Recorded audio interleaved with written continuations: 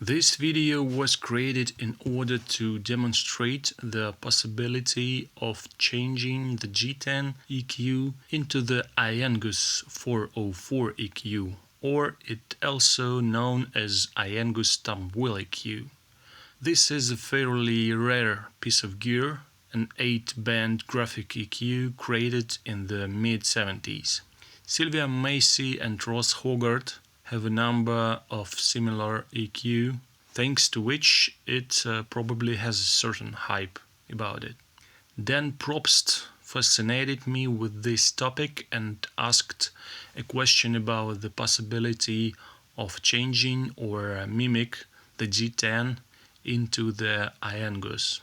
He sent me a link to the group DIY website where the guys have already done a lot of work about this EQ.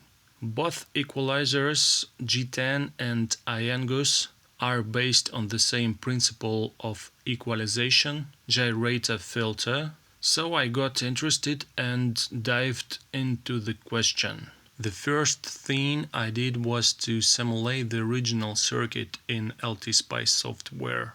I calculated the exact frequencies and Q factor parameters, found out that due to the fact that Aengus used thumbwheel's potentiometer with high resistance around 2 mega ohms, it's impossible to simply move the Gyrator filters to G.TEN without recalibrating it. So I completely recalculated the Gyrator filter for G.TEN specs to get exactly the same frequencies and Q factors.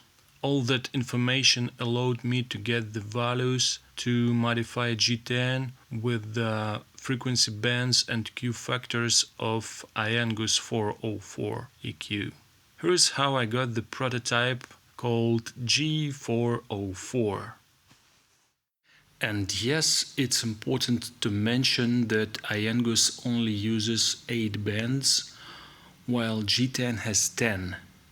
It would be wrong not to use the remaining 2, so I thought it might be useful to add one band at the top, 20 kHz, and add an experimental band at the bottom, a low shelf band that starts at about 500 Hz.